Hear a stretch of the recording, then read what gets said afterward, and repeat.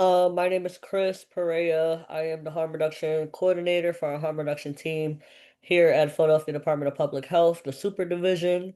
SUPHR stands for Substance Use Prevention and Harm Reduction. And we work with individuals and in neighborhoods that have high overdose numbers or at risk for and having an overdose. Today we will be going through the overdose prevention and reversal training.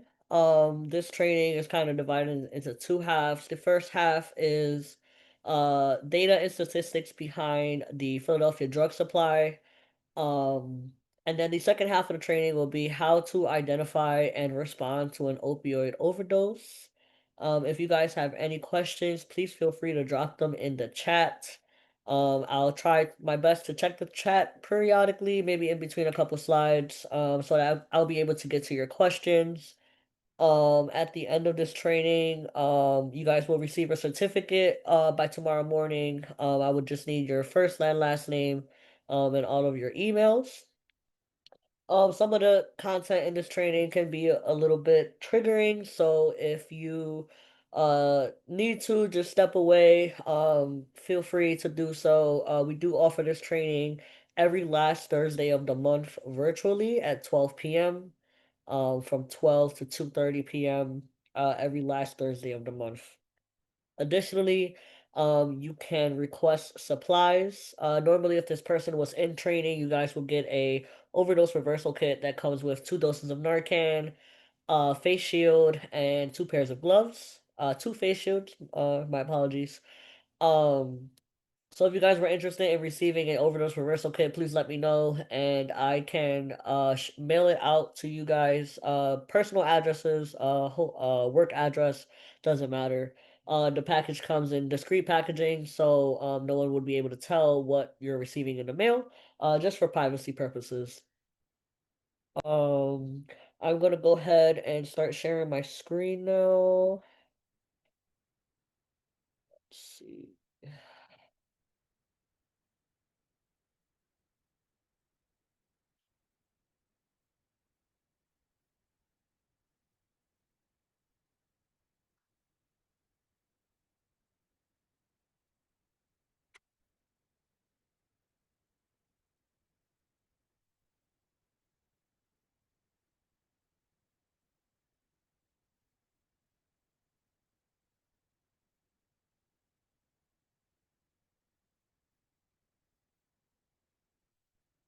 Awesome. Okay, so when we are talking about Narcan, Narcan is used to reverse an overdose, an opioid overdose. So if the person may be overdosing on anything else other than opioids, Narcan may not work. Um, so essentially, opioids are a depressant that have been primarily used to manage pain. For example, if you were in a car accident, if you were in a slip and fall, or if you just have long chronic pain for a long time, you may be prescribed opioids to help manage the pain. Uh, Many opioids are derived from the poppy plant, such as opium and heroin. They're all chemically similar opioids that are synthetic and made in a lab. Pharmaceutical opioids that are most familiar, like Oxycontin, morphine, Percocet, and Vicodin. They also come in the form of street drugs like heroin and fentanyl. And then the medications used to treat opioid use disorder like methadone and Suboxone. So I mentioned opioid use disorder. So, as mentioned, opioids also include medications to treat physical dependence on opioids. So, when someone has opioid use disorder, that means that they are physically dependent on opioids. These medications help curb cravings and manage withdrawal symptoms. They include the first one, which is buprenorphine. It is most commonly known as Suboxone. Um, and Suboxone is a daily medication that can come as a film or a tablet, but here specifically in Philadelphia, it's more common to come as a film. And this medication will help curb the opioid cravings. And then we have another medication called methadone, which is a daily medication or that comes as a pill or a liquid. And the difference between methadone and Suboxone is that not not only does it help curb the opioid cravings similar to Suboxone, but methadone will help manage the withdrawals. So when someone who has opioid use disorder and they go an extended period of time without using opioids, and that time frame can vary depending on the person, how often they use, how fast their body metabolizes the drugs. They will go through a withdrawal, and what the withdrawal feels like is body aches, high fever, nausea, diarrhea, chills. The best way I can compare it to is a fever. So if you ever had the flu or a fever or a cold, and it was just think of like the worst flu you've ever had before, and you can basically times that feeling by like 10, and that is what a person who has opioid use disorder and is going through withdrawal feels. And then finally, we have Vivitrol, which is a monthly injection, which binds and blocks the opioid receptors to reduce the cravings. It can also come in a daily pill form, which is naltrexone. And again, the most common medications are Suboxone and methadone. Vivitrol is really not as common here in Pennsylvania just due to a lot of insurance restrictions that are very common here in Pennsylvania. So you're most likely will come across folks who are on buprenorphine or methadone. Obviously, methadone is the most popular medication management drug because it helps curb the opioid cravings, but it also kind of acts like a Tylenol in a sense because it manages the withdrawal symptoms. Now we can turn to illicit opioids, and I like to say illicit to distinguish between pharmaceutical grade opioids.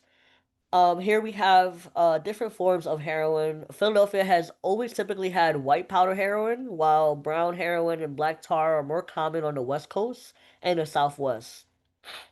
Though you really can't find pure heroin here in Philadelphia anymore. It's pretty much all fentanyl now, which I will discuss a little bit more later, a couple slides down. But fentanyl is a synthetic opioid, which means that it was made in a lab instead of processed from a plant. It is cheaper to make and easier to transport because it is much stronger than heroin in smaller amounts. There are also bigger profit margins as well. We see fentanyl now fairly often in counterfeit pills, which can be very difficult to tell from an actual prescription pill. Um, this training is a bit outdated. It does have information and images from 2022. So if you guys can see on the right, there's a photo showing the like a real Xanax compared to, sorry, I'm not sure if you guys can see the chat box on the side. I'm trying to move it out the way. Okay, so here we can see a real Xanax compared to a fake Xanax, but I mentioned how outdated this training is because this photo was taken in 2022. Um, Now in 2025, pill pressers have become very advanced, and they leave little to no error on the pill, so it has become increasingly difficult to be able to tell the difference between a real Xanax pill and a fake Xanax pill. And it's just not Xanax, it's any opioid pills. Before I would tell you guys, if you see on the right the fake one in the red box, it's not very clean cut, kind of jagged edges. And then compared to the left to the one on the left, which is very clean cut, you can see the words and the cut's very smooth, and the surface appears to be smooth and rounded. But again, we are in 2025 where things just continue to advance and upgrade, and unfortunately, these pill pressers have also joined the wave of upgrading, and it has been very difficult now to be able to tell the difference between a fake Xanax and a real Xanax or any opioid pill. So this is a heat map of overdose deaths in the US from 1999 to 2015. Obviously, this is outdated at this point, and we haven't been able to find an updated version, but we do like to show it to highlight the overdose crisis. Did not come out of nowhere like some seem to think that it did. This is a problem that has been growing for a very long time, and it wasn't honestly until more white, suburban, and wealthy folks started to be affected by this issue that it started to get more attention. Here we have the overdose death rates by state in the United States in 2020. Again, mortality data like this tends to lag, so this is the most current map that we have available. In 2022, we lost 107,000 individuals to an overdose. Our peak nationally used to be around 72,000 people in 2017, but with COVID in 2020, we have continued to see increases in overdose deaths. And to put overdoses and opioids into context, opioids have been around in this country for a very long time. We first used morphine to treat soldiers during the Civil War, and many came home still dependent on the medication. In the late 1800s, opioids were a common household drug among wealthy white women. In the early 20th century, we see opioids and other drugs that are now considered illicit criminalized for the first time, and this is largely due to racism and classism.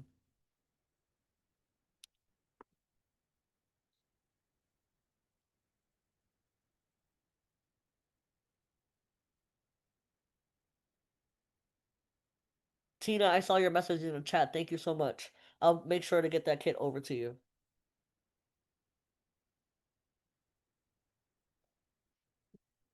Looking ahead, this slide is regarding the transition that some make from pharmaceutical opioids to street drugs. A lot of emphasis is placed on pharmaceutical opioids, but often without enough nuance. Between 2000 and 2012, opioid prescribing rates doubled. And one can point to a lot of factors in this. In that time period, doctors were being taught to treat pain as a sixth sense, and that it was important to address for the quality of life. Some folks also pointed to the growing inequality and the idea of deaths of despair contributing to rising overdoses.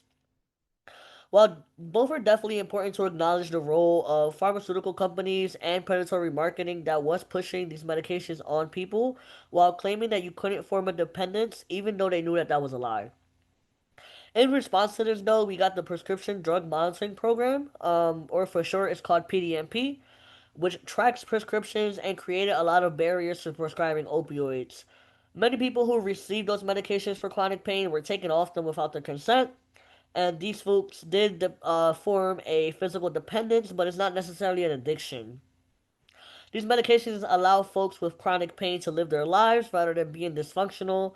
And certainly, some prescribing should be limited, but there isn't really a reason for everyone to receive a 30-day supply of oxys for getting your wisdom teeth removed. Um, Many people who have misused prescription opioids were not actually prescribed them. It's actually less than 1% of people prescribing an opioid that ended up misusing them. So when people are cut off from their prescription or if someone uses from the street supply, using dope at a certain point may be an economic decision because pills are very expensive on the street, about $2 per milligram, and many are counterfeit at this point. Dope, which I use to refer to the heroin or fentanyl supplies, since there are other drugs and cuts mixed in, is much cheaper. It is generally $5 a bag here in Philly, but can also come as little as $2 sometimes, and there's also free samples regularly. Also, folks build a tolerance to opioids, so they may need to stave off a withdrawal, which includes really awful sweating. Again, like I mentioned in the first slide, in the second slide when we were talking about opioid use disorder and withdrawal, sweating, vomiting, diarrhea, muscle aches. Again, just want to put it into comparison. Just think about the worst flu you've ever had, and then times that by 10. So many people may not even be using to get high, but rather just to be well and feel more normal.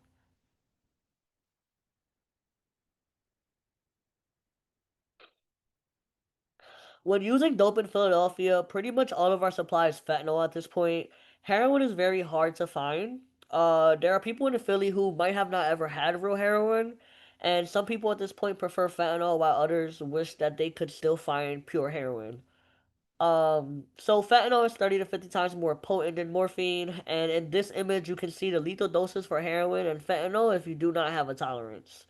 Fentanyl is lethal at very small doses. It is, and again, just a reminder, it is a synthetic opioid that is significantly cheaper and easier to transport because it's much smaller and stronger in smaller doses.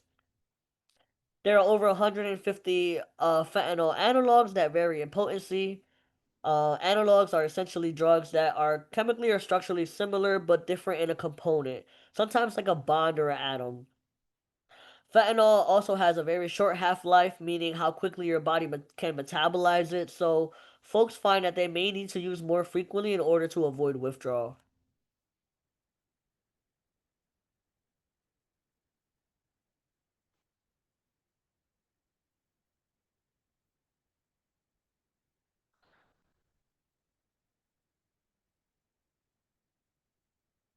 All of these factors surrounding fentanyl are part of why it has been such a serious driver in our deaths in our area since 2016. If you look at these maps, you can see how fentanyl really took over the heroin supply. In 2015, most overdose deaths in the state are linked to heroin in the green, with some counties reporting more prescription opioids and fentanyl. In 2016, we see more of red for fentanyl, and then in 2017, the whole state is pretty much red except for a few counties. I can tell you though that 2024 data, we do have an updated map for that for here, Pennsylvania, and the entire map is red. There are no blank counties here in Pennsylvania.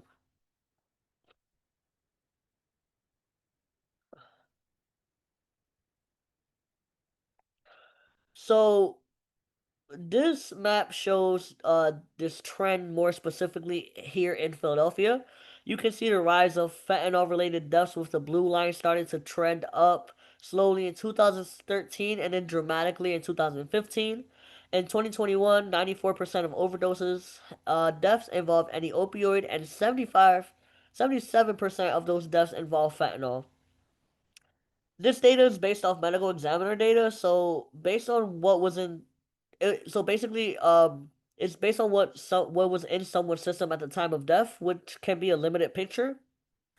Because these substances are not mutually exclusive, so a person could have had multiple of these substances in their system, and you cannot determine exactly which substance caused them to pass away. We can see though, this huge increase in fentanyl as morphine or heroin goes down.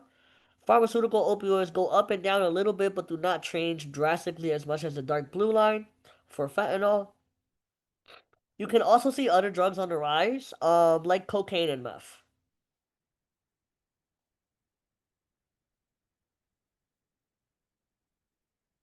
So, given how fentanyl has played a large role in our increases in overdose deaths, it is understandable that there is a fear surrounding the drug for some.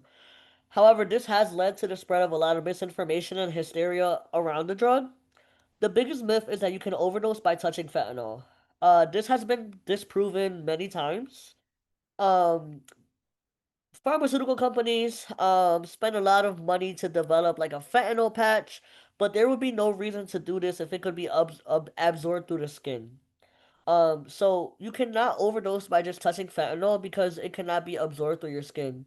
And it is kind of ridiculous how like these major pharmaceutical companies, I could give you an example like McKesson. I don't know if you're familiar with McKesson. McKesson is a large pharmaceutical brand. I have seen McKesson products in almost every major hospital here in Philadelphia.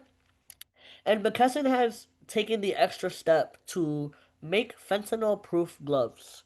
So it's the same medical gloves that they sell, but the difference is that they slapped a big ol' sticker on the box that says fentanyl proof, and they up the price by between $17 and $23 per box. And these gloves are supposed to protect you from overdosing on fentanyl. But you cannot overdose by touching fentanyl because again, it cannot be absorbed through the skin. The only way that you can overdose on fentanyl is if you are ingesting it into your body. So if you're willingly taking it into your body. So if you are smoking it, if you are injecting it, if you are snorting it, um eating it, I don't know. If you are actively consuming it into your body, then you can overdose off fentanyl, but just a simple touch is just not possible. Um Another myth is that uh you can overdose from inhaling fentanyl powder in the air, but it does not aerosolize in the air, so it's not hanging in the air for you to breathe in. And these two myths have been widely spread through news and social media, often based on accounts from first responders saying that they overdose after touching or being near fentanyl. I'm pretty sure that you guys may be able to like look this up on Google or YouTube or TikTok, but there's so many body cam videos from these officers, paramedics, who may be doing a traffic stop or responding to a call, and they may be in the presence of fentanyl, and they immediately start to hyperventilate, feel dizzy, um, breathing very heavy, but they are not overdosing. What is actually happening is they're having a panic attack. A lot of these symptoms described by these first responders who were quote unquote overdosing were just having a panic attack, heavy breathing, anxiousness, sweating. Um, but yeah, it's not, you cannot overdose by touching it or by inhaling it. And also in a lot of these videos, specifically when I'm watching body cam videos of police officers that are saying like they're telling their partners like Narcan me, I'm going through an overdose. That would not be possible because when you are overdosing, you are unconscious. You become unconscious. So you are not aware of your surroundings. You're not able to comprehend or respond because you will be 100% unconscious. So yeah, these are just myths. And then the final myth is that Narcan cannot reverse a fentanyl overdose. Not really sure why. I don't really have concrete evidence why this is such a largely spread myth. My best guess is that because fentanyl is not classified as it's classified as an opioid, but it's a synthetic opioid, so it's man-made in a lab. It does not come from that beautiful plant that we saw in the first one. So it's not natural. So I guess folks thought that because fentanyl is not a natural drug and it's synthetic, that Narcan cannot reverse a fentanyl overdose. But Narcan can reverse any opioid overdose. And let's not forget that fentanyl is classified as an opioid here in the United States.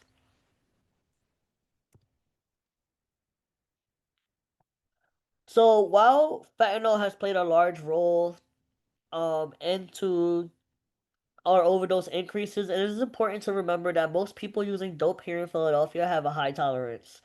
So it is less about using fentanyl. It is less about fentanyl being in a supply now and more about the high level of variability in our drug supply. In September 2020, PDPH partnered with the Center for Forensic Science Research and Education, CFSRE, and we began surveillance testing drug samples to get a better understanding of our supply beyond overdose data. We tested for purity and potency, which purity is the quantity or amount of a specific drug in a sample. So for example, like how much is actually in this meth bag that I bought? How much of it is actually meth? How pure is it? And then potency measures the strength of the effects. We have basically found that the biggest concern is how quickly our supply can change. We looked at one stamp on a bag from June to July multiple times, and we saw that in this time frame, the stamp went from 10% fentanyl to 20% and doubled in potency. And then later again in the month, it doubled in xylazine content. These drastic and frequent changes make it hard for someone to determine how to dose properly. Someone might think that it's safer to always buy the same bag from the same person, but generally those people don't know what is in the bag, or how to properly evenly distribute when they are cutting these drugs with fentanyl and other substances. I know I mentioned xylazine and we haven't talked about that yet, but I will talk about that in the next two slides. Um, yeah, so again, these people don't really know what's in the bag of the drugs that they're packaging, and it can change so drastically. So if someone always uses a full bag and then the next day the bag is doubled in fentanyl, and they don't know that they're going to be at a higher risk for overdosing because there is double the amount. So it's really less about the presence of fentanyl and more about how variable the drug supply is. This slide is really just putting into a visual context Philadelphia with other similarly large cities in the United States like Chicago, NYC, and with NYC we did a count of all five counties in NYC. Um, And we have consistently had the highest overdose death rates, and part of that is because in other places you can still get heroin. Unfortunately, Philadelphia is the epicenter for the opioid crisis here in the United States. So we see a lot of stuff first. We get the first waves. So when fentanyl became an issue, it came through Philadelphia first. Now we are going through a sedative crisis where there's sedatives, animal sedatives, so veterinary medications, veterinary anesthetics that are being cut into these drugs. And of course, Philadelphia is the first to see it here in the United States. Well, Puerto Rico saw it first in their drug supply back in 2013 or 17. And then it made its way over to Philadelphia in like early 2016. Um, and yeah, I'll talk a little bit more about xylazine. I do have a slide about xylazine, but again, this training is outdated.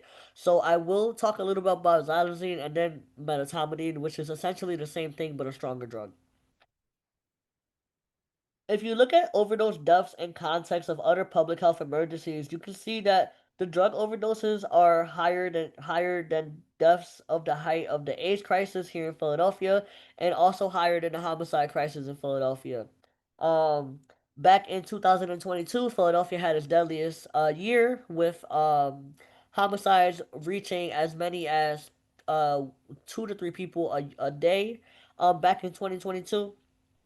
But unfortunately, drug overdoses caused nearly 3 times as many deaths as homicides in 2022. But I'm pretty sure that whenever you got on social media or you read the news or you read the newspaper, you were constantly seeing homicide reports, tragic reports of tragic deaths due to the gun violence and interpersonal violence here in Philadelphia. But unfortunately, you did not see many stuff. I know I didn't about drug overdoses here in Philadelphia. And I'm not saying that, one issue is more important than the other. That's not what I'm saying at all. But these are both public health issues that deserve the equal amount of publicity and awareness. Fatal overdoses are only one piece of the picture. It is hard to capture data about how many overdoses were reversed, partly because some people overdose multiple times, and many will not seek medical assistance for very various and valid reasons. We can get at this somewhat through data from the hospital systems and reversals by medics, police, and SEPTA police. Even though they are just the tip of the iceberg. Most reversals are done by people who use drugs who are saving their loved ones and community members and volunteers, just random people on the street. So that all goes to say that, we do have hard concrete numbers for each year, each of the previous years when it comes to overdose rates, overdose numbers. But it will always never be like a solid 100% true number because it is just very hard to be able to capture every overdose, especially if police are not responding, EMS are not responding. Me being a harm reductionist, I do work after hours as well, so there's so many overdoses that I have reversed. And the participant has just not felt comfortable enough to call 911. I respected their privacy, and just hung out with them until I made sure that they were okay until the Narcan wears off. And again, a lot of folks who are using drugs with other people are the ones administering Narcan and reversing these overdoses. So, all that just goes to say that we do have hard concrete numbers, but it'll be nearly impossible to be able to determine the exact number of people who have overdosed here in Philadelphia. We kind of already touched on this, but the graph breaks down overdose deaths in Philly by the involved types of drugs. We lost 1,400 people in 2022. So that's about 3 to 4 people a day. And the majority of these individuals are polysubstance users. As you can see, the blue is for the presence of an opioid and a stimulant at the same time. So most people are using more than one type of substance. Opioid only deaths have actually gone down, and stimulant only deaths have also gone up.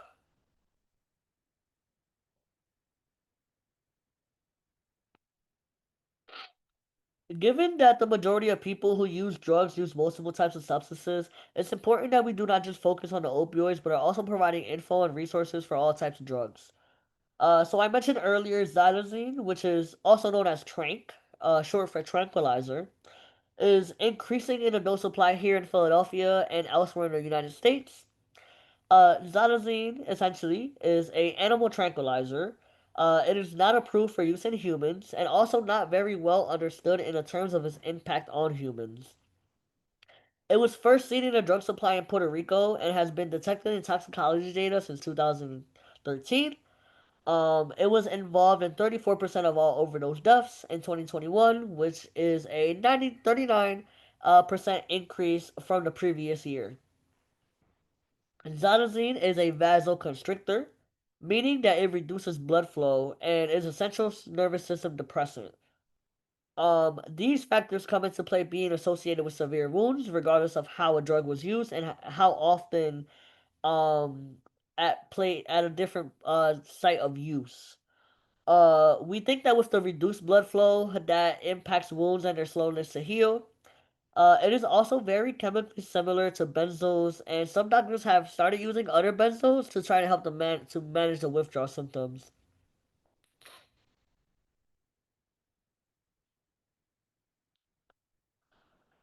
As tranq and fentanyl have been increasing, we have also seen an increase in cocaine and methamphetamine involved deaths here in Philly. I will put a disclaimer out here again.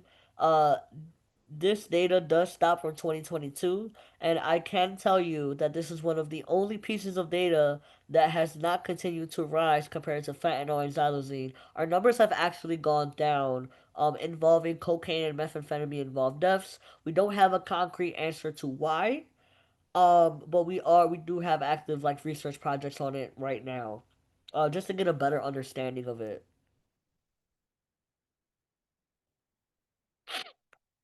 So in the previous slide, it showed overdose deaths involving meth or cocaine and an opioid. Uh, Not that data is toxicology data again, so it can't tell us anything about how someone used just that one drug that were in their system at the time of death. There's a lot of media attention around fentanyl contaminating other drug supplies, but we can't really get at it with that data because a lot of people do choose to use multiple substances. Even people who might say that they only smoke weed or marijuana and they are found to have overdosed on an opioid may just not be comfortable sharing that they actually did take a Percocet or use dope at some point of the day because of the stigma associated with it. Also, generally, when you look a little closer at all of these stories, they usually come out before any lab work has been done. And when you go to verify the story, majority of the time, you just find out that there wasn't actually any opioids found in the marijuana or whatever. You learn that the person actually put multiple drugs in the same bag. So we generally, I'm sorry, my laptop is dying. I don't know if you guys saw that notification. So we generally found that while fentanyl contamination is possible, it is often overstated. We do have a lot of pressed pills with fentanyl in them, and there was one instance a couple years ago where we know that cocaine was contaminated with fentanyl and caused overdoses among several service industry workers. Again, it is very uncommon, and it is most likely that someone was packaging heroin and cut the fentanyl into it, and they just did not clean the surface correctly. So there was a cross contamination, and I say contaminated instead of laced because lace implies some type of intentionality behind it, and it is very unlikely that someone will purposely lace, for example, marijuana, with fentanyl just because it just doesn't make any sense to do so. It would, looking in the eyes of a illegal drug distributor, it just doesn't make any sense financial wise. Cutting marijuana with fentanyl is kind of like giving away like free drugs at this point, like buy one get one free because it just doesn't make any sense.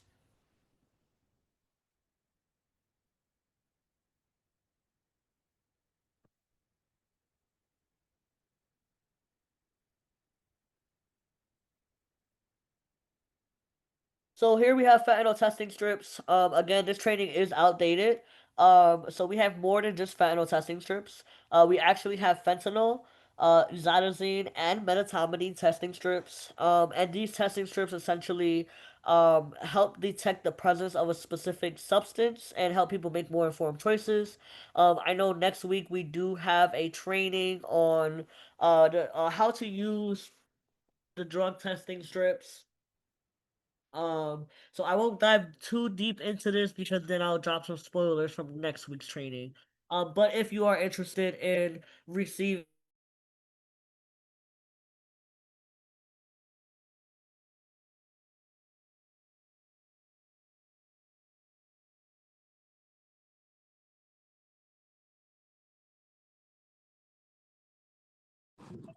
Hi, everybody. Not too sure where Chris went. Give me 1 second while I try to get them back.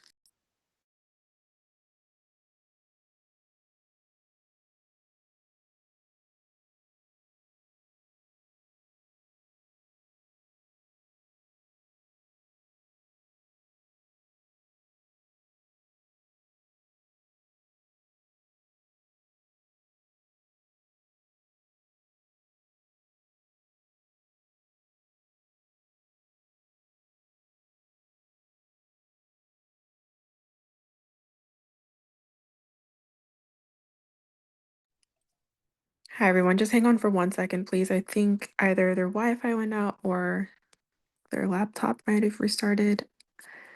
We're just going to give them a few minutes to hop back online. Thank you for your patience and sorry for the interruption.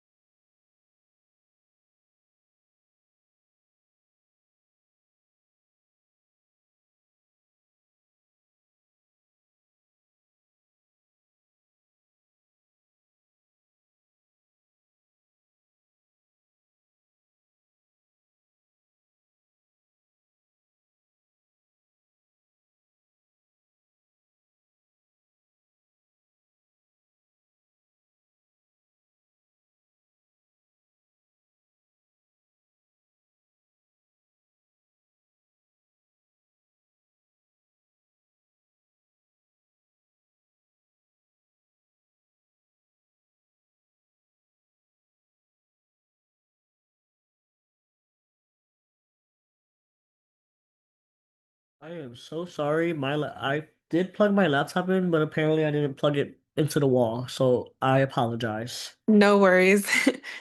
No worries at all.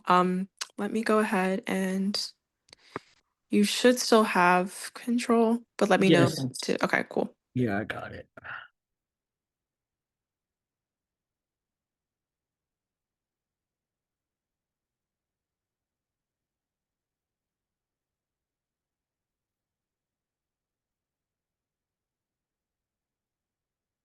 Okay. Again, I am so sorry.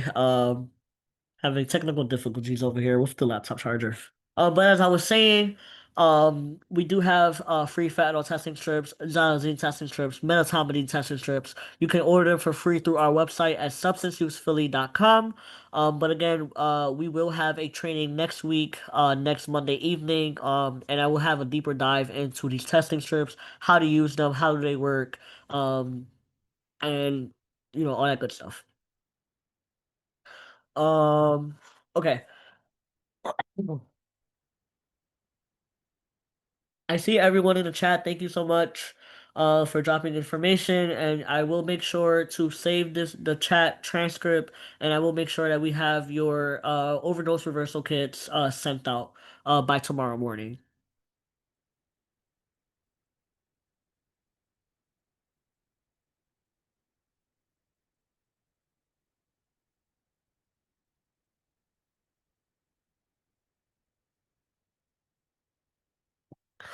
So here we're looking at all geographic regions and demographics that are affected. I really like to use this slide to just emphasize that Overdoses and this crisis is happening all throughout Philadelphia.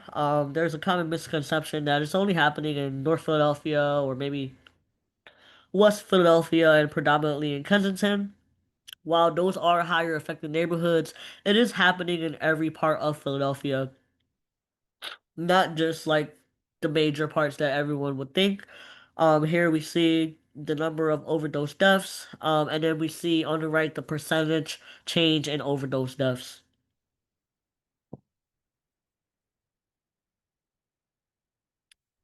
So while Kensington is the epicenter of this crisis, it actually affects every zip code and neighborhood here in Philadelphia. And as you can see, many areas like Southwest, North, and Northeast Philly are experiencing increases in overdose deaths.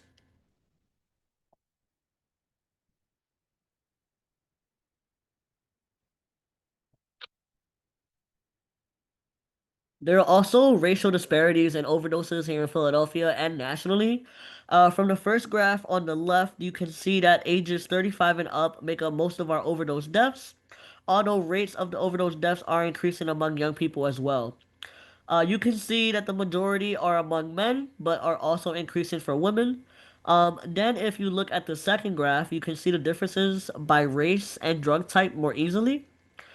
Here nationally, black individuals have had a higher rate of overdoses than white individuals since around the beginning of COVID. White folks are represented by the teal line, have experienced decreases in opioid only related deaths, but are rising for opioid and stimulant deaths.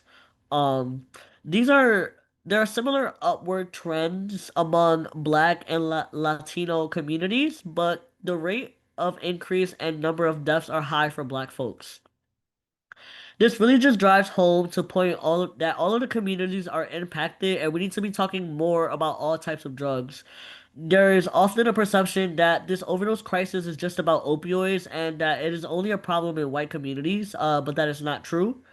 That perception is in part because of how we as a society and public health have handled this issue. And as I mentioned earlier, people have been dying from overdoses for a very long time, and no one really started paying attention until the white, wealthy, and the suburban communities started to become heavily impacted. Then we began to discuss this issue as a public health matter, one where people deserve treatment and a kind of softer drug war. While this certainly is a public health issue, this response is radically different from how we as a society, as public health, have responded to other drug crises. For example, during the crack epidemic, we responded by imprisoning and villainizing black people, separating families, and harming urban communities, even though more white people use crack. As a part of public health, it is crucial in doing this work for us to acknowledge the harms and advocate for the end of a drug war, and for reparations to be made to the communities harmed by these policies.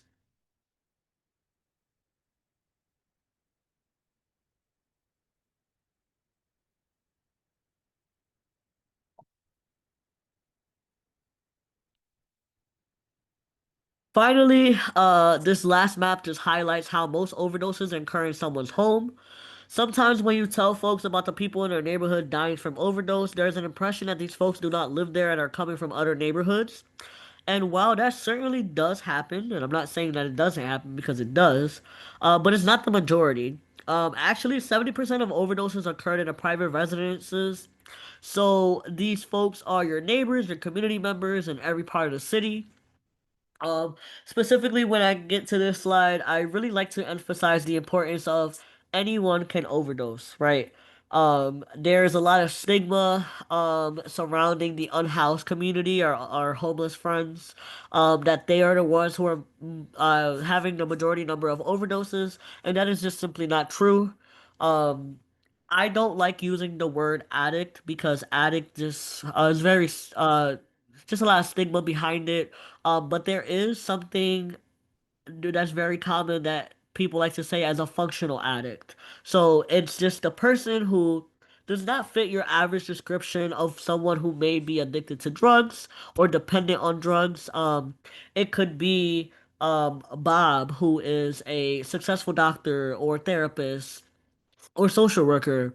And he has a beautiful family, nice job, beautiful home, nice car, and very successful in life. But what we don't know about Bob is that after a long, stressful day, he, just likes to do opioids or needs to do opioids. So it can be anyone. Another example is our older community, our older adult community, especially those who have early signs of dementia. And I mention this because I know a older gentleman, very close to him, and before he was diagnosed with dementia, um, nobody noticed that he was showing early signs of it. And one morning, he was the type of gentleman who would wake up before the sun was even woken up, and he would take medication. He was a World War II vet. He suffered a broken back during this war, and he has been prescribed Percocets for a very long time, almost lifelong. Um, he was prescribed twice a day, once in the morning, once at night. And he just simply forgot that he took his medication already. So he woke up at 4 a.m., did his normal morning routine, which included a cup of coffee with his medication. But this morning he did not have coffee. He just took the medication with water and then went on about his morning, running errands. Specifically, I think went to go like to a small poppy store to buy bread and milk. Returned back, had breakfast, and after breakfast could not remember if he took his medication or not. So he said he didn't feel like he took it because he was feeling a lot of pain that day.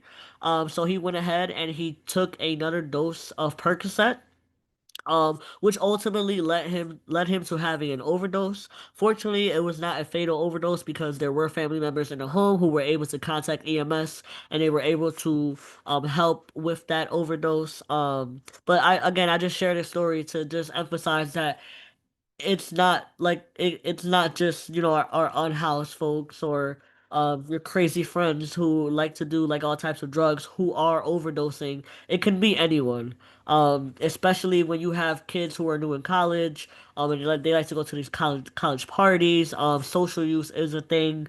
Peer pressure is a thing. Also, a lot of folks are influenced, especially younger folks. I do this training in high schools all the time, because our numbers and high school ages are rising for opioid overdoses.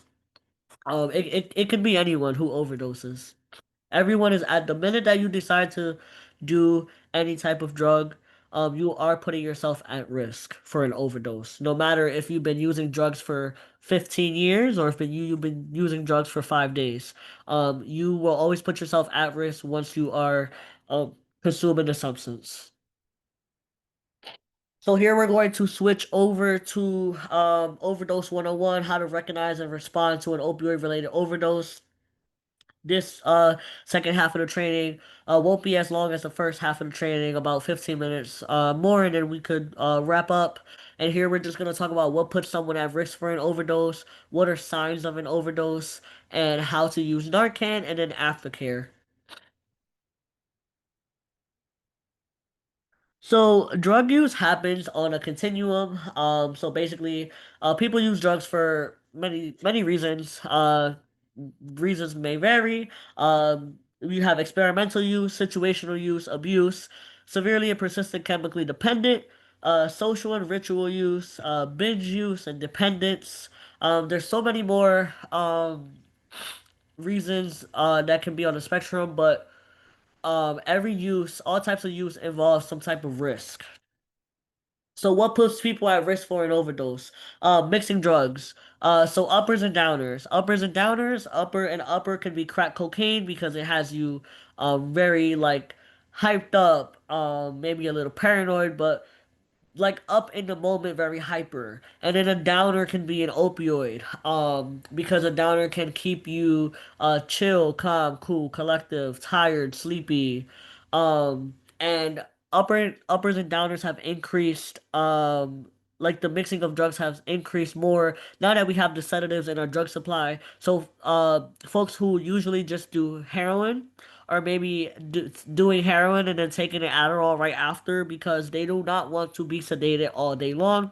And essentially, when you are doing heroin with xylazine or metamethadone cut into these drugs, there is a very high chance that you will be sedated for hours at a time, and folks just don't want to be sedated for that long. Folks don't want to be sedated at all. But unfortunately, these substances are cut into this drug supply, and so what folks have done is they have tried to take it upon themselves to balance out the effects of the sedation medication.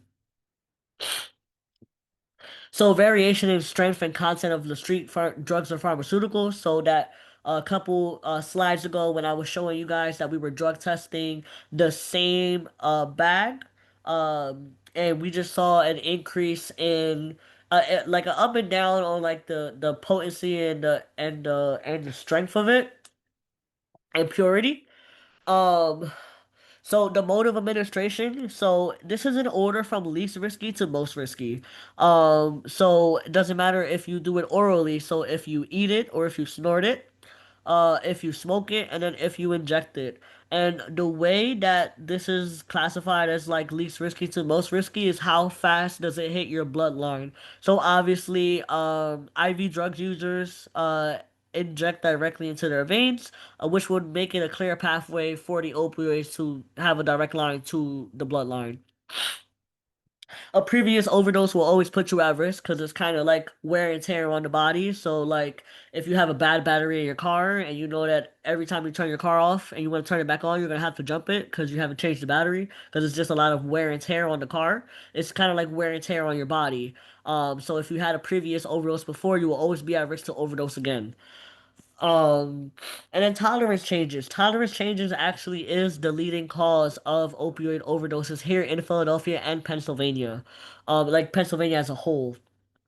So like I mentioned, fentanyl has a short half-life, meaning that it metabolizes in your body pretty fast, between 24 and 48 hours actually. So as your tolerance increases, this 24 to 48 hours actually decreases. So it might go down to 20, 15, 10, and then it can honestly go all the way down to every 30 minutes. And an example of like a tolerance change causing an overdose can be like maybe someone was arrested on a Friday, maybe picked up on a petty charge, and it's Friday. You cannot see the judge until Monday morning, so you have to sit in a holding cell for the next 24 to 72 hours. And then once you are released, after seeing that judge, you went through a 72-hour, 24 to 72-hour period without using, and then you go home immediately and you go use, your tolerance has reset, believe it or not. Because short fentanyl has that short half-life in your body.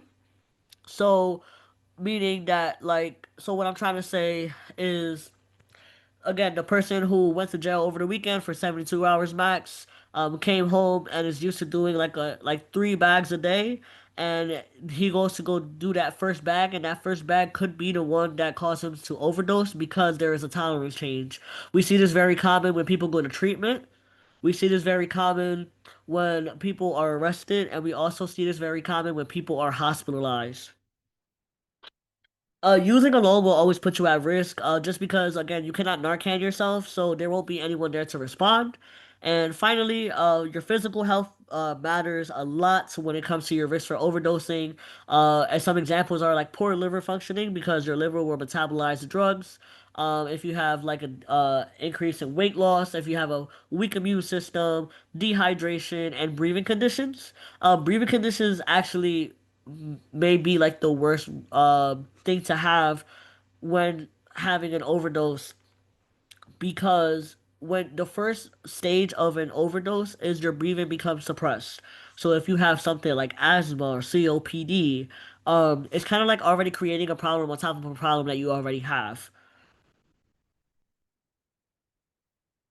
So this is the progression of an opioid overdose. So again, the first stage is that your breathing becomes suppressed. Your respiratory rate slows, and when that happens, your brain is not getting enough oxygen. After a certain period of time of the brain not getting enough oxygen, your heart will stop, and then once that heart stops, you will pass away. So ideally, we want to catch the opioid overdose in the first two stages. But again, if you are just walking to your car and you see someone passed out, you may not know how long they have been down for.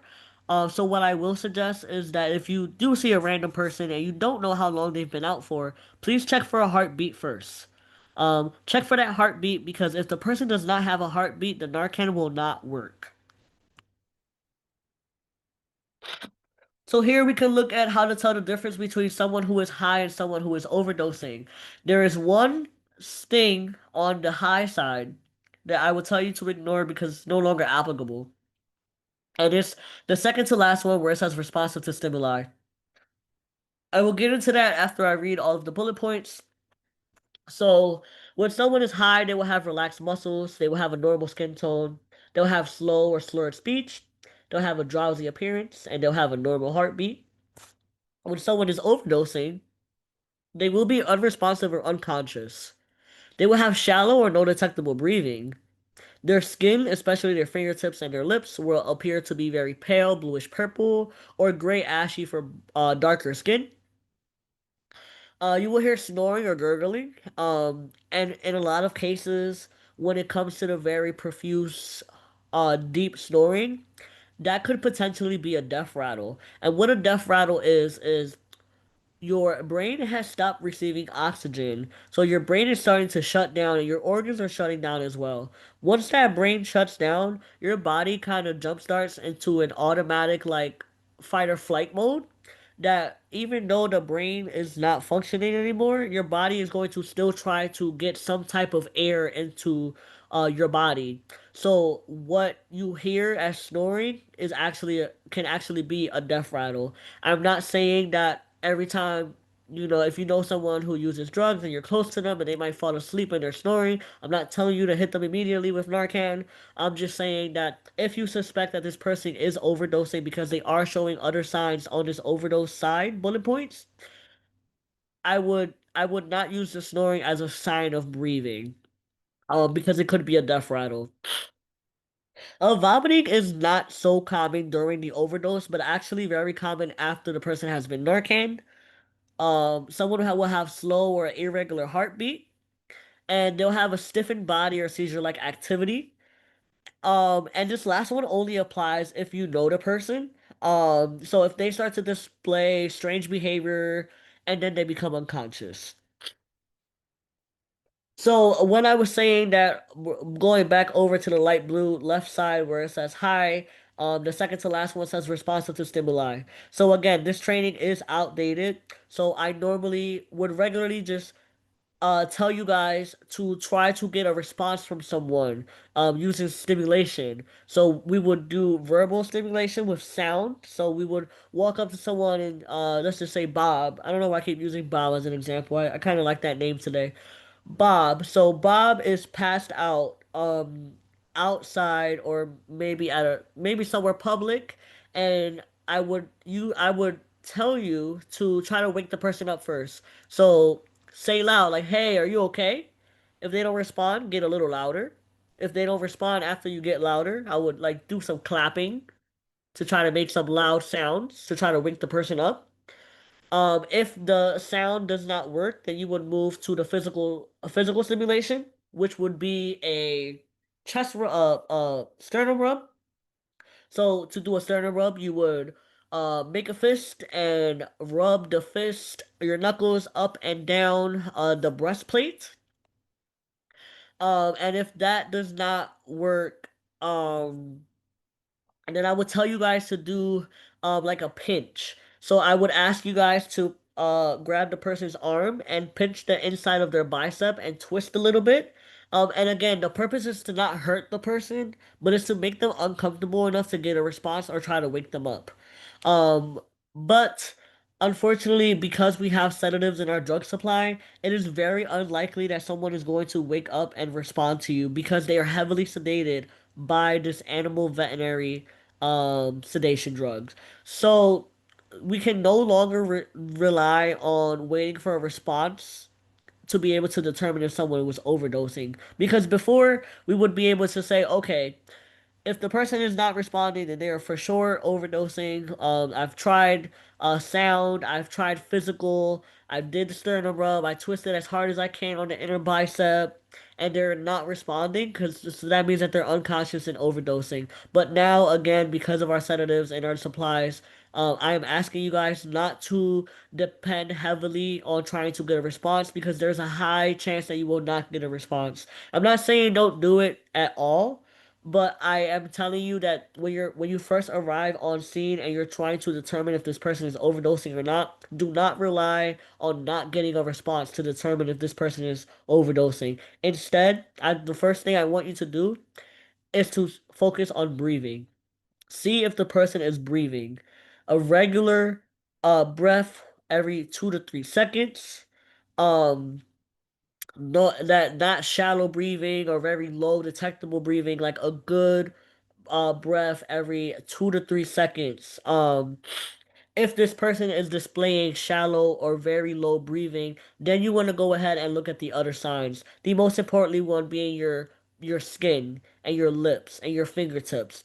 If the person appears to be very pale, very blue, very purple, very gray or ashy, and they have very low detectable breathing or shallow breathing, an irregular heartbeat, then it is very common that this person could be going through an opioid overdose. What are the constant? Someone had a question in the chat. What are the consequences of giving Narcan to a high individual and overdose one?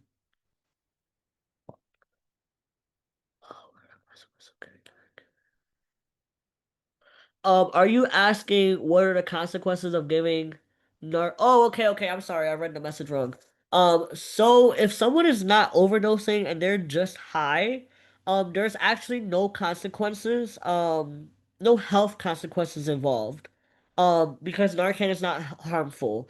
So there was one situation, 4 years ago. I've been in this field for 5 years. There was one situation 4 years ago. I was still very new into this field, still learning about opioid overdoses and how to respond, how to identify, where I did Narcan someone who was not overdosing. They were just very high. Um, and I didn't get a response, honestly, from the person, so I Narcaned them. The person actually woke up literally as I was removing the medication, the device out of their nose. They actually woke up and got up and they were fine. They were not overdosing. There's no medical consequences, no health consequences to giving Narcan to someone who is not overdosing.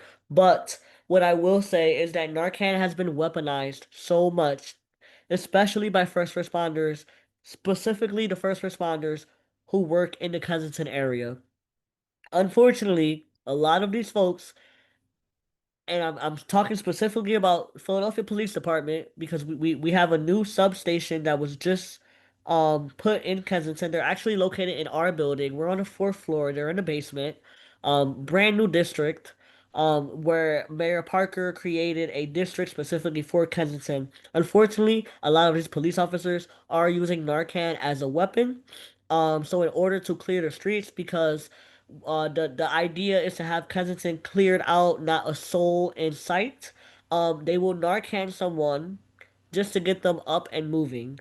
There is no health complications surrounding it.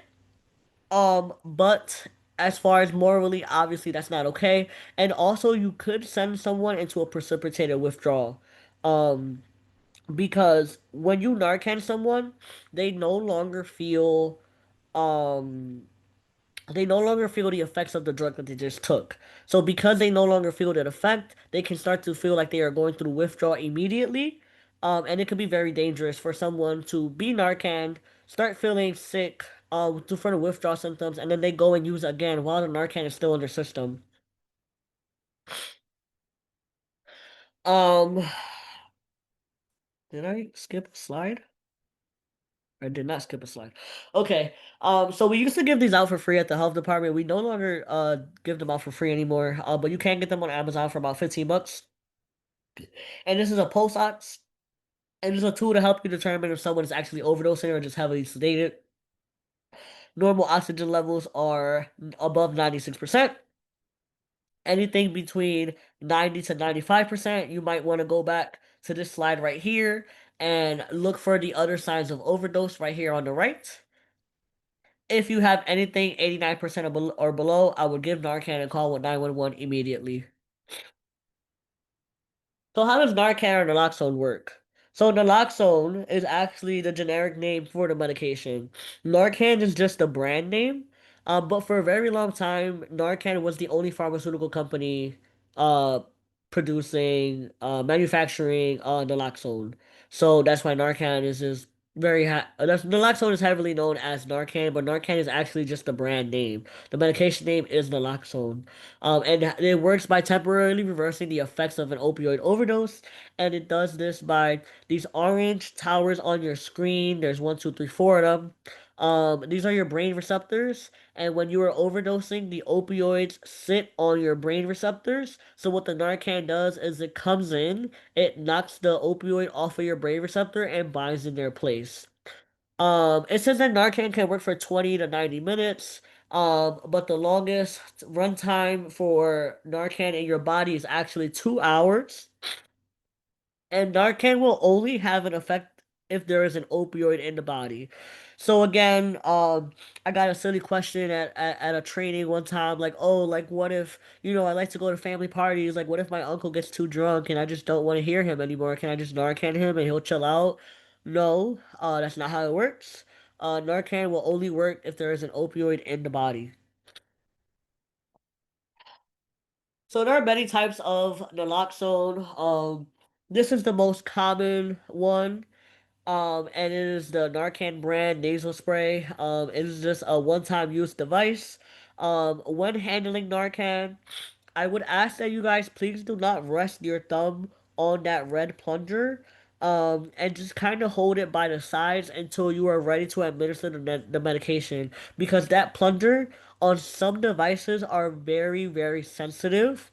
And the minute that like there has been I have trained some people in like actively in the field respond to an overdose and they have accidentally pressed the plunger while they're still trying to insert it in their nose. Um and it's kind of just a waste of the medication. Obviously it was accidental, but it can be avoided if you do not rest your thumb on that plunger. You do not put your thumb on the plunger until the device is in their nose and they are ready to be Narcaned. And essentially, what this device is, there's a small, tiny can in there, and then there's a needle in that plunger. The needle will puncture through that can, and the medication will shoot out. Another type of Narcan naloxone that we give out is this atomizer. We do give this out for free at the health department, but we honestly have so much overstock because no one really wants it because it takes about 45 seconds to 1 minute to put together, and in an emergency situation, that's a lot of time.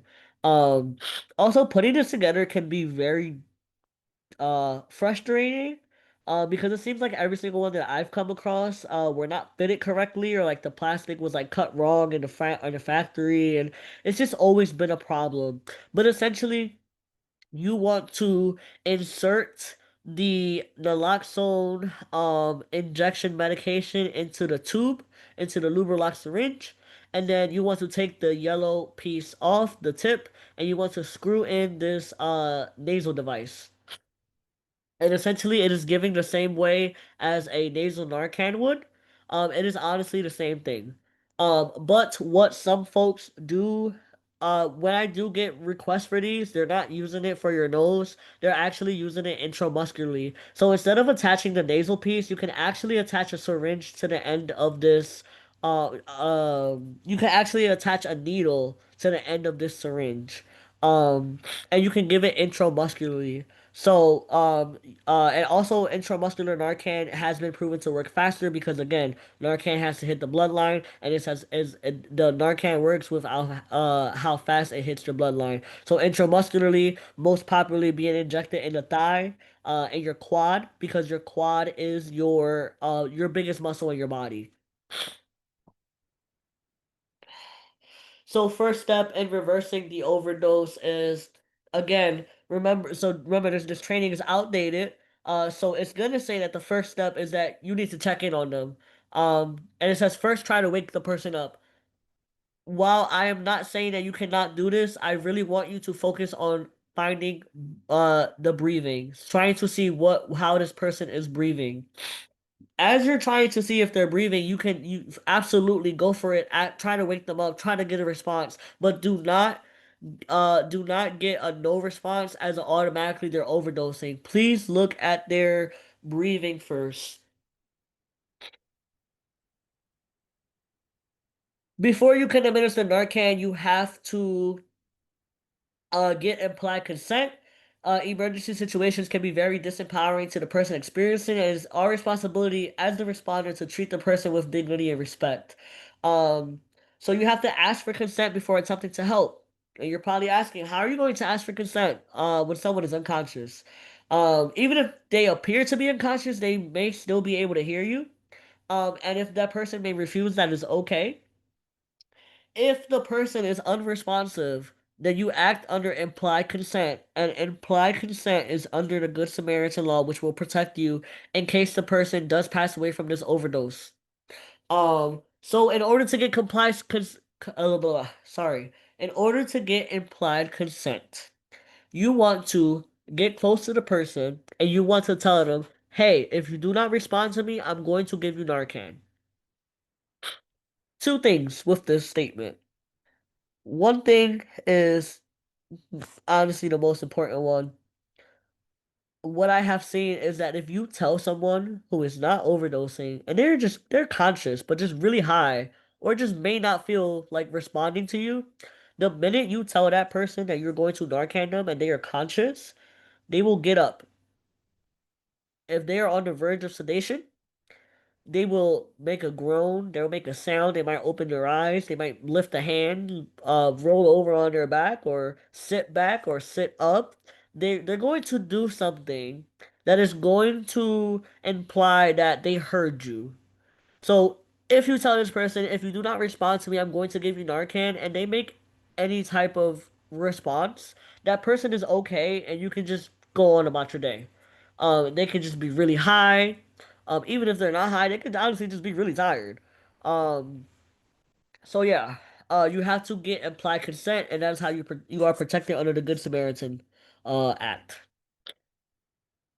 So when you are giving Narcan, I want you to get this person on their back.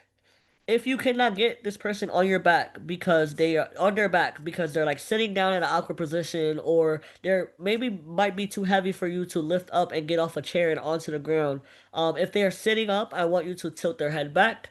But the best position to have them is laying on their back, flat on their back.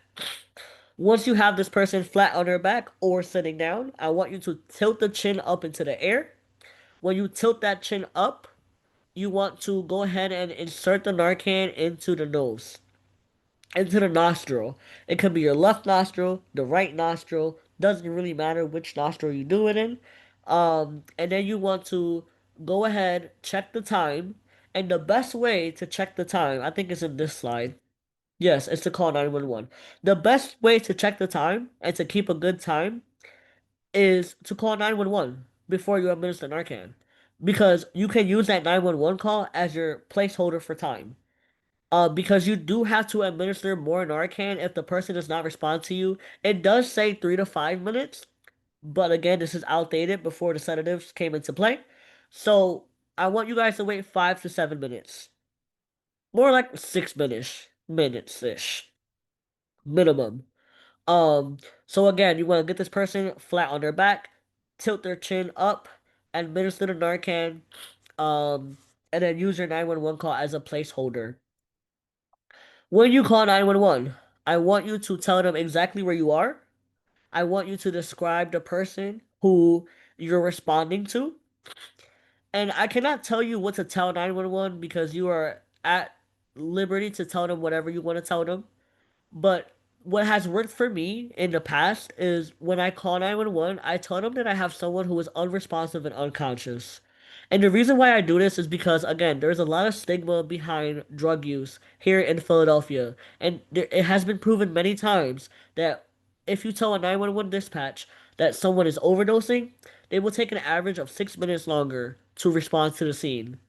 Um, just because there's a lot of stigma behind drug use and stuff like that. So if you call 911 and you tell them that a person is unresponsive and unconscious, they will respond faster to the scene.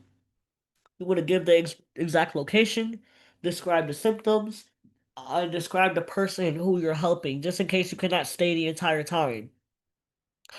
I should have mentioned this earlier. These slides are some of them are just out of order, but I should have mentioned this before you administer Narcan and you get down to help them clear the area of any hazardous material. If someone still has a syringe in their body when you're responding, do not remove the syringe. Um, do not remove it, do not touch it. If you cannot respond without moving it, then I would wait for 911. Um, I would wait for first responders to respond. And we strongly advise not to remove any syringes from someone if they're actively having an overdose and still have it inserted in them. So after you administer Narcan, you want to go into rescue breathing. Now, this obviously will be up to your comfort and your discretion. But what I will say is that rescue breathings are very crucial. Again, you guys saw the progression of an overdose in the stages. When you were overdosing, you were not breathing. Your body has already lost a lot of oxygen. So you want to try to help the person breathe immediately after you administer Narcan. So to give rescue breaths, you want to try to clear the airway. Make sure that there's like no food in your mouth because when you overdose, it literally happens so suddenly. There's no warning signs when someone is overdosing. Um, it can happen while they're eating. It can happen while they're drinking something. Um, for IV drug users, it is very common for them to chew on the syringe cap.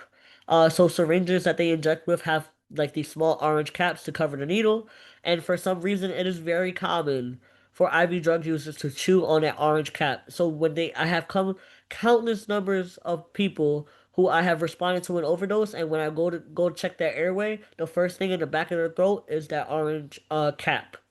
Also, a hard candy and gum is very common in people who smoke drugs. So like they might smoke like out of a crack pipe or out of a bowl. Um, it is very common because it keeps your mouth moist and not dry. So again, you just want to try to clear the airway. So open their mouth and use your finger to dig whatever is in their mouth out. You want to tilt the head back again, lift their chin up. You want to pinch their nose and you want to give two quick breaths, wait 5 seconds, and then one breath every 5 seconds.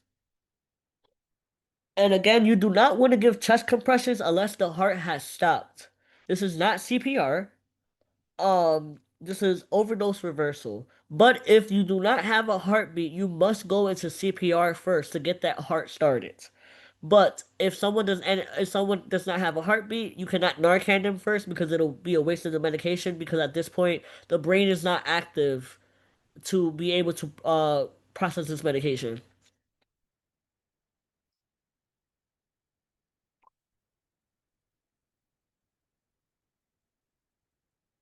So I told you guys that you guys if you want to, you guys can receive overdose reversal kits. In each kit, there's a rescue breathing mask.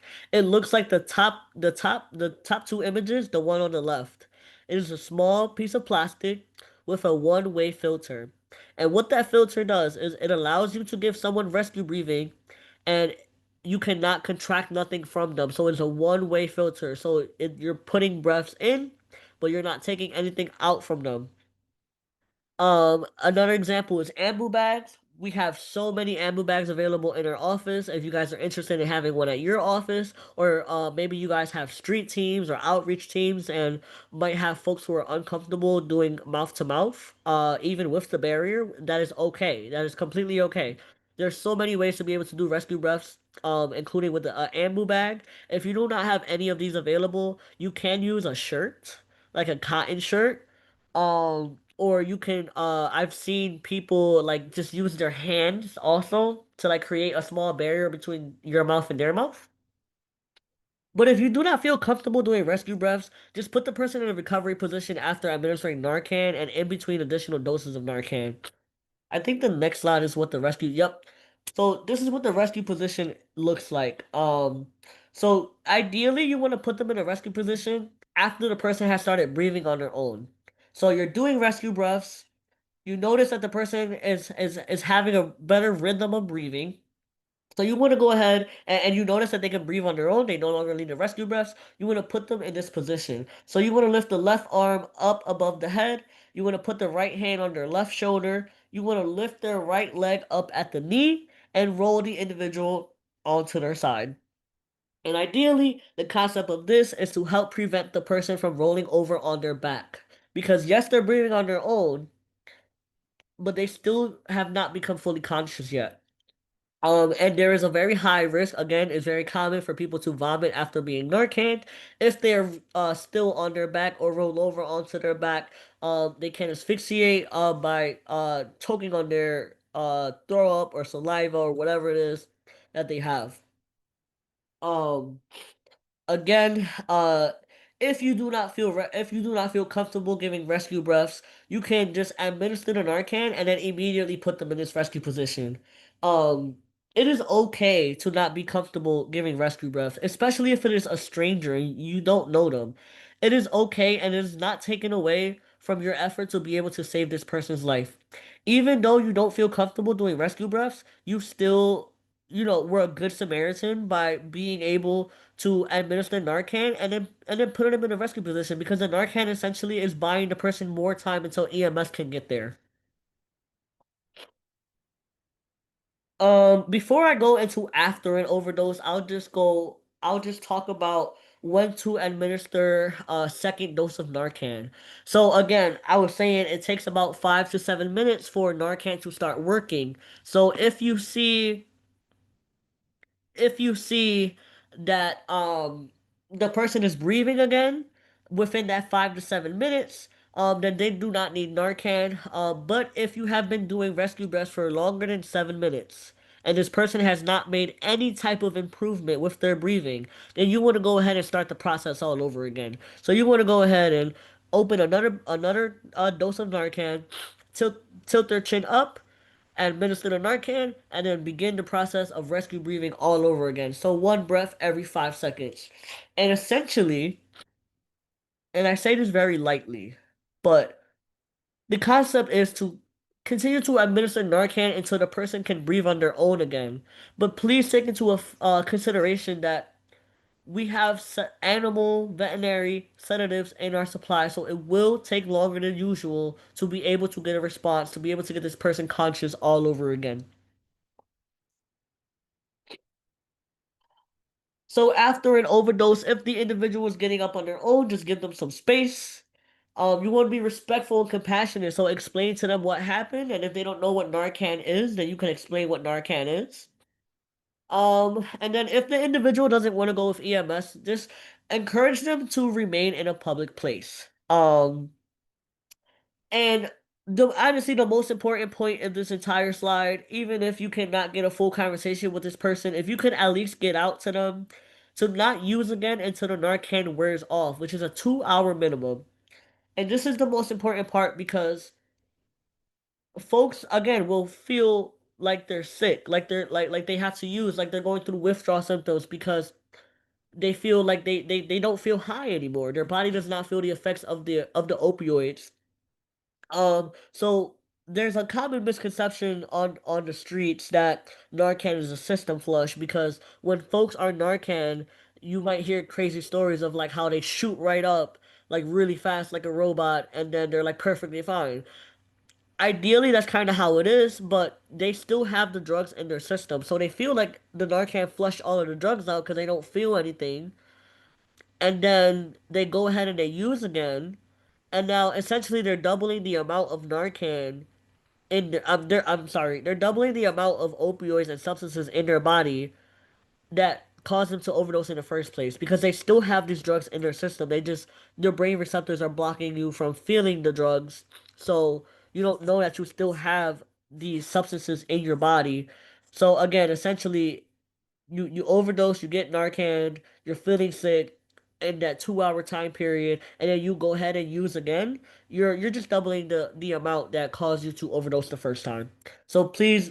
out of everything on this slide, the most important thing is to encourage the individual not to use again until the Narcan wears off, which is a 2 hour minimum. And then overdose aftercare. This resource nextdistro.org.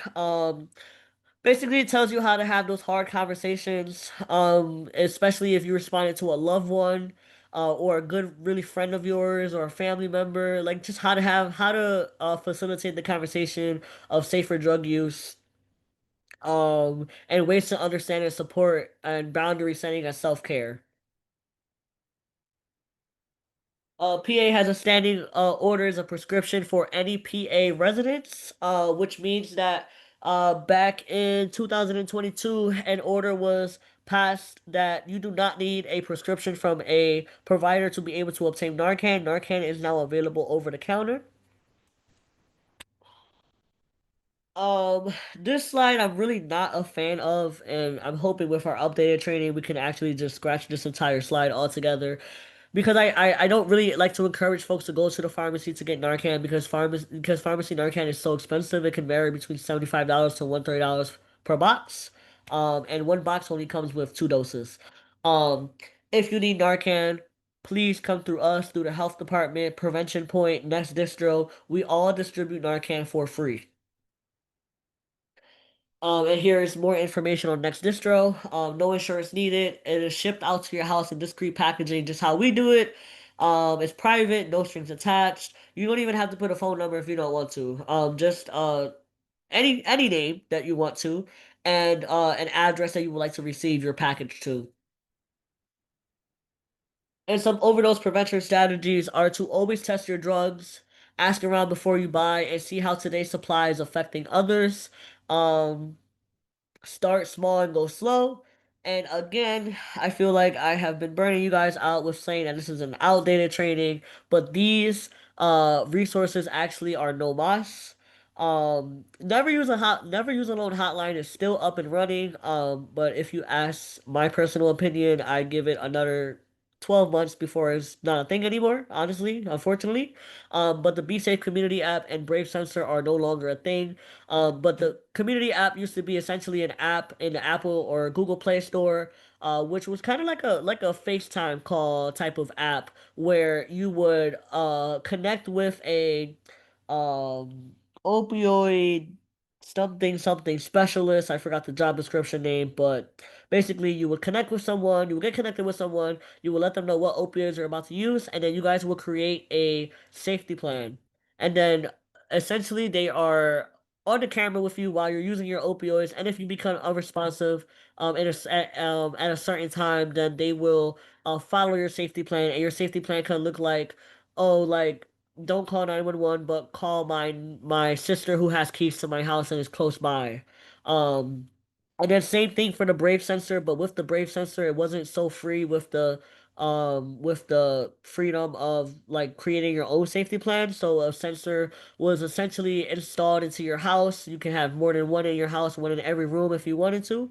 And when you were using your opioids, your Brave sensor will activate. It was an app on your phone that would say like, okay, I'm about to begin, and then the Brave sensor in the room will start to pick up breathing and I think breathing patterns, I believe, if I'm not wrong. And then if you stop breathing and become unconscious, then Brave would automatically dispatch 911 to your house.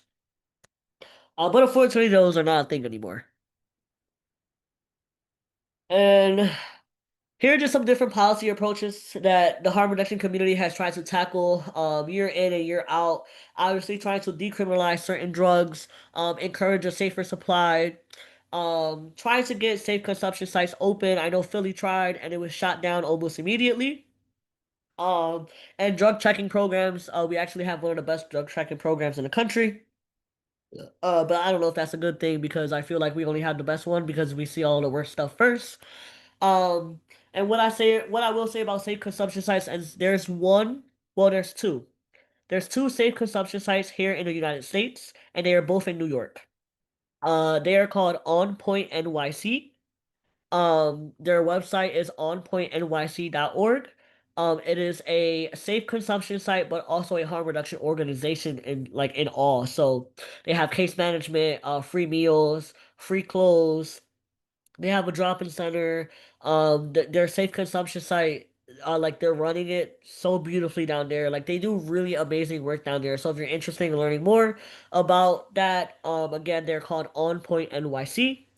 They also offer tours for students and staff who are in the harm reduction field. Um, yeah.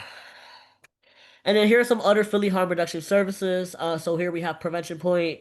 If you are having a harm reduction field, then everyone knows Prevention Point is located on Monmouth and Kensington.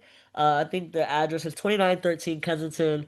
I am a former employee of Prevention Point. I worked there for a couple years as the bilingual case manager. And then I went up to medical case manager. So here at Prevention Point, they do testing, treatment, and medical clinics. Free medical clinics are also available multiple times a week. They have a drop-in center where folks can just come in, drop in, and be linked to social and medical services, or even if they don't need any services for the day, but they just want to come hang out, grab a sandwich, and watch some TV, they can just go in there and be in community. And Prevention Point is widely known for as being the longest running service provided with syringe exchange program. Their syringe exchange program is huge, probably the biggest one. I think in the United States, but don't quote me on that.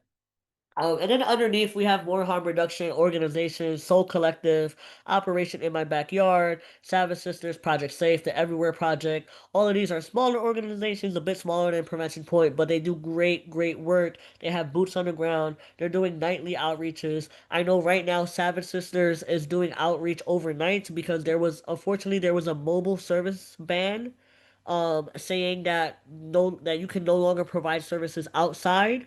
Between a certain period of time, like I think it's like all day long, honestly, because you can only do it between 10 p.m. and 5 a.m. So Savage Sisters has taken the initiative to change their outreach services from daytime to nighttime. They're awesome. They're doing great work overnight.